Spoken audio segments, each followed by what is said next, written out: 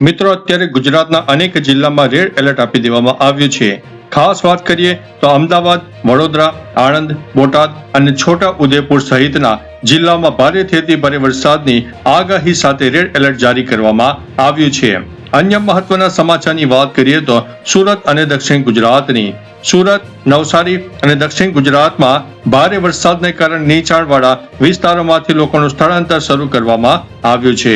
અન્ય મહત્વના સમાચારની વાત કરીએ તો એનડીઆરએફ અને એસડીઆરએફની ટીમો તૈનાત કરી દેવામાં આવી છે.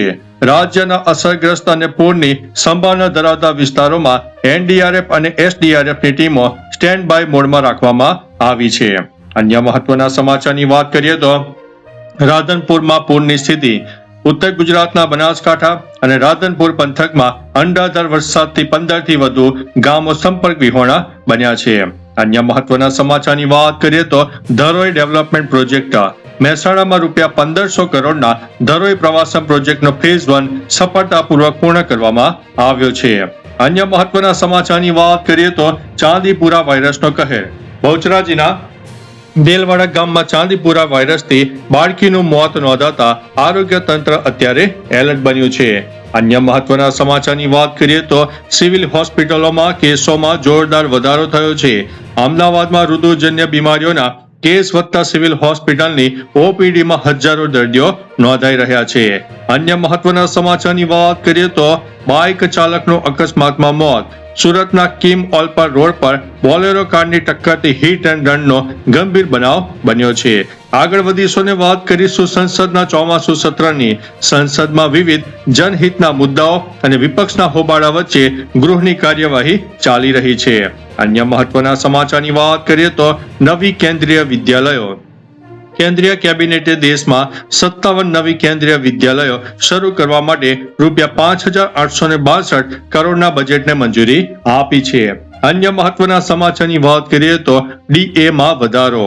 કેન્દ્રીય કર્મચારીઓ અને પેન્શનરો માટે મોંઘવારી ભથ્થા એટલે કે ડીએમાં વધારાથી લાખો કર્મચારીઓને મોટો લાભ મળશે. આગળ વધીશું અને વાત કરીશું કઠોળ ઉત્પાદન યોજનાની. દેશને કઠોળના ઉત્પાદનમાં આત્મનિર્ભર બનાવવા માટે કેન્દ્ર સરકારે 1440 કરોડની 6 વર્ષની યોજના મંજૂર કરી છે. અન્ય મહત્વના સમાચારની વાત કરીએ તો રાજકીય હલચલ. ગુજરાતના સ્થાનિક સ્વરાજ્ય અને પેટા ચૂંટણીના પરિણામો બાદ રાજકીય પક્ષોમાં આગામી ચૂંટણીઓની તૈયારીઓ તેજ કરવામાં આવી છે. આગળ વધીશું ને વાત કરીશું સોનાની તસ્કરી ઝડપાઈ.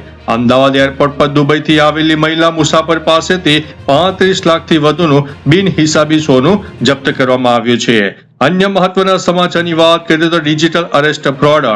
અમદાવાદમાં નિવૃત્ત મહિલા પ્રોફેસર સાથે ડિજિટલ અરેસ્ટના નામે કરોડો રૂપિયાની સાયબર છેતરપિંડી આચરવામાં આવી છે. કેમિકલ ચોરીનું મોટું નેટવર્ક ઝડપાયું છે.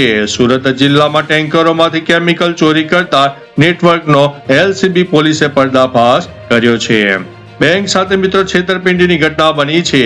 મહેસાણા અર્બન બેંકમાં કરોડો રૂપિયાની છેતરપિંડી અને વિશ્વાસઘાતનો કેસ નોંધવામાં આવ્યો છે. ત્યારે વાત કરીશું હીરા કૌભાંડની. સુરતના કતારગામ વિસ્તારમાં કરોડો રૂપિયાના હીરા લઈને ઠગ ત્રિપુટી ફરાર થઈ જતા પોલીસ તપાસ શરૂ કરવામાં આવી છે. ત્યારે આગળ વાત કરીશું વિશાખા વાવાઝોડું અને પૂરની પરિસ્થિતિ. વિયેટનામમાં વાવાઝોડા અને ભારે વરસાદને કારણે ભારે તારાજી અને જાનમાલનું ભયંકર નુકસાન થવા પામ્યું છે. ત્યારે વાત કરીશું ઇટલીમાં પણ પૂર આવ્યું છે. ઇટલીના સિસિલી શહેરમાં એક જ દિવસમાં ભારે વરસાદથી જળબંબાકારની પરિસ્થિતિ સર્જાઈ ગઈ છે. ગાઝા સંઘર્ષની પણ વાત કરીએ તો ગાઝા પટ્ટી પર હવાઈ હુમલાઓ સતત ચાલુ રહેતા સ્થિતિ અત્યારે મોટી તંગ જોવા મળી રહી છે. ત્યારે વાત કરીશું મોરોક્કોમાં પણ પ્રદર્શન જોવા મળ્યું છે. યુવાનો દ્વારા સરકાર વિરુદ્ધ વિરોધ પ્રદર્શનો થતા વાતાવરણ અત્યારે ઉગ્ર બન્યું છે. આગળ વધીશું ને વાત કરીશું ક્રૂડ ઓઇલમાં મોટો ઘટાડો. આંતરરાષ્ટ્રીય માર્કેટમાં કચાસ તેલના ભાવમાં ઘટાડો થતા પેટ્રોલ ડીઝલના ભાવ ઉપર રાહતની આશા દેખાઈ રહી છે. ત્યારે વાત કરીશું અમેરિકી ટેરિફની ચેતવણી. રશિયા પાસેથી તેલ ખરીદવા અંગે વિવિધ દેશો પર વધારાના ટેરિફ લગાવવાની ચર્ચાઓએ હવે જોર પકડ્યું છે. Commonwealth games 2026 અંદેશો. રમતગમત ક્ષેત્રે ભારતીય એથ્લેટ્સ આગામી આંતરરાષ્ટ્રીય સ્પર્ધાઓ માટે કડક ટ્રેનિંગ સેશન્સમાંથી પસાર થઈ રહ્યા છે. તો ચાલો મિત્રો, ફરીથી દેશ અને દુનિયાના સુપરફાસ્ટ સમાચાર લઈને મળતા રહીશું. ત્યાં સુધી અમને રજા આપશો. નમસ્તે.